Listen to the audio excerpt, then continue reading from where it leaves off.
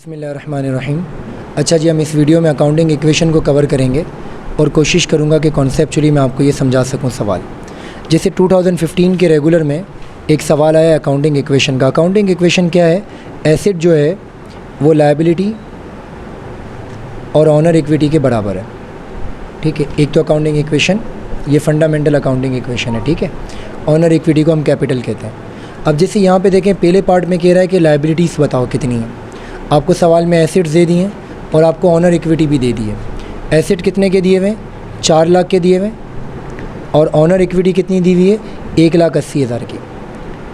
आपको लायबिलिटी निकालनी है। अच्छा, पेपर में इस तरह से नहीं करना, पेपर में अकाउंटिंग इक्वेशन को सवाल के मुताबिक बना देना। जैसे लायबिलिटी निकालनी है तो आपने लायबिलिटी को शुरू में रखा और ऑनर इक्विटी यहाँ पे प्लस हो रहा है, वहाँ पे जाके क्या हो जाएगा, तो इस तरह से आपने सॉल्व करना है एग्ज़ाम में।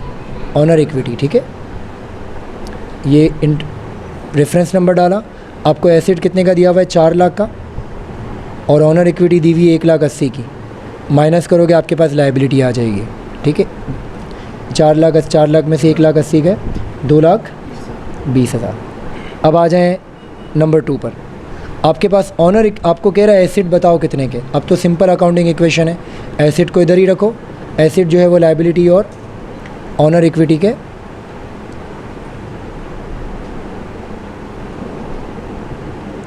ऑनर इक्विटी के बराबर है। अब एसेट कितना दिया हुआ है यहाँ पर? एसेट निकालना है। लायबिलिटी कितनी दी हुई है? लायबिलिटीज़ 1 लाख और ऑनर इक्विटी दी हुई है 2 लाख। तो हम दोनों को प्लस करेंगे तो हमारे पास एसेट कितने के आ गए? 3 लाख। इसी तरह से थर्ड इक्वेशन में देखें, ऑनर इक्विटी मांग रहा है। अब ऑनर इक्विटी मांग रहा है तो आपने ऑनर इक्विटी को पहले रखना है। ऑनर्स इक्विटी, अब लायबिलिटी यहाँ पे प्लस हो रही है, वहाँ पे जाके माइनस। एसेट माइनस लायबिलिटी हो जाएगी। अब एसेट्स कितने के आपके? ऑनर इक्विटी एसेट्स कितने के? 2 लाख के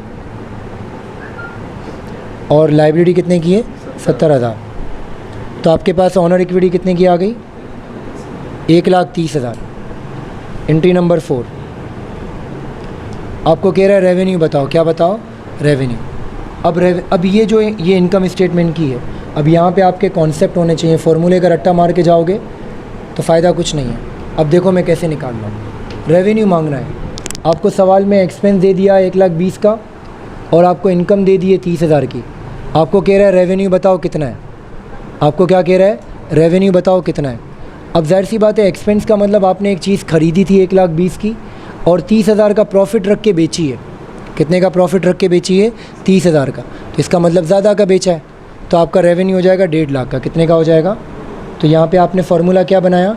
एक्सपेंस को प्लस कर दिया इनकम से, तो रेवेन्यू आपके पास आ गया 120 प्लस 30।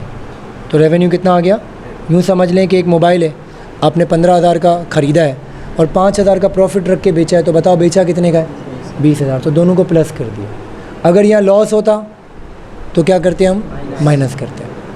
अब ज़रूरी नहीं है कि रेवेन्यू, बाज़ों का कॉस्ट भी पूछता है, जैसे दूसरे पार्ट में पूछा हुआ है कि एक्सपेंस बताओ कितना। ये आपका कॉन्सेप्ट अच्छा होगा तो ये फार्मूला बना दोगे, वरना रट के फार्मूला जाओगे तो आगे पीछे कर दोगे।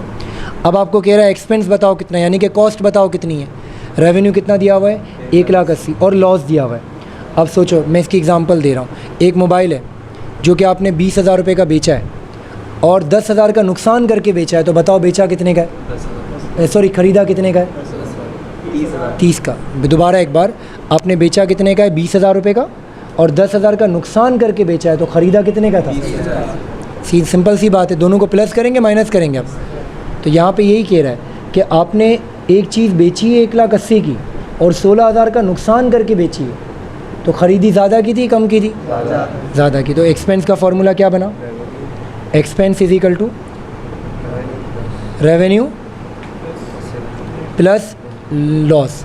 और अगर ये प्रॉफिट होता तो क्या होता है? यहाँ पर माइनस हो जाता।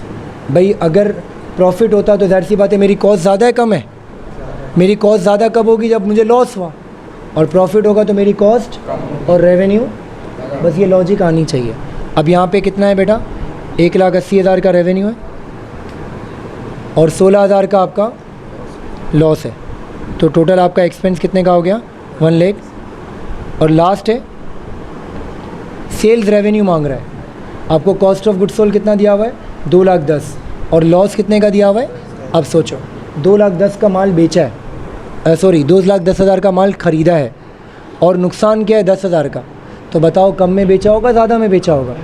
कम में बेचा होगा ना भाई, 2,10,000 का माल ख़रीदा था और 10,000 का नुकसान करके बेच दिया, तो बेचा ज़्यादा में कम में। तो इसका फार्मूला क्या बनेगा रेवेन्यू निकालने का, कॉस्ट में से क्या करेंगे हम माइनस कर देंगे लॉस को।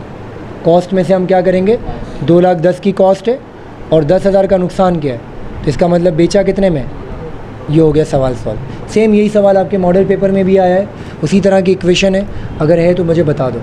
जैसे एग्जांपल के तौर पे ये मोबाइल में देखें, ये मॉडल पेपर का सवाल नंबर 1, इसको ऐसे कर सकते हैं।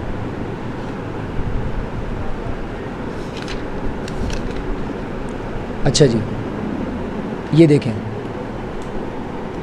लायबिलिटी पूछ रहा है कितनी है, एसेट कितने के दिए हुए हैं 4 लाख, ऑनर इक्विटी कितने की है 1,80,000। सेम यही फिगर है, यहाँ लायबिलिटी निकालनी है प्लस हो रहा है, यहाँ पे आके एसेट पूछ रहा है निकाल लेंगे हम आराम से, ऑनर इक्विटी पूछ रहा है निकाल लेंगे, रेवेन्यू आपसे पूछ रहा है, एक्सपेंस यानी कि कॉस्ट कितनी है 1,20,000 और कितने की इनकम है तकरीबन फिगर भी यही दिए हुए 1,20,000 की है और 30,000 की इनकम है, तो जाहिर सी बात है रेवेन्यू ज़्यादा का होगा, क्या किस ज़्यादा का।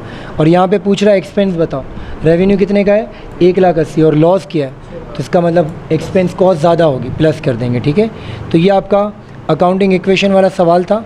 एक दो और देख लेते हैं, जैसे ये सवाल आया को 2018 के अंदर क्वेश्चन नंबर 1, स्पीड से बता रहा हूँ। लायबिलिटी पूछ रहा है तो भाई एसेट में से ऑनर इक्विटी माइनस कर दो, ऑनर इक्विटी पूछ रहा है तो एसेट में से लायबिलिटी माइनस कर दो, एक्सपेंस पूछ रहा है, रेवेन्यू कितना दे रहा है 2,10,000 और लॉस दे रहा है, तो इसका मतलब कॉस्ट ज़्यादा होगी कम होगी ज़्यादा, तो प्लस कर देंगे। उम्मीद है आपको अकाउंटिंग इक्वेशन वाला सवाल सॉल्व करना आ गया होगा। Thank you.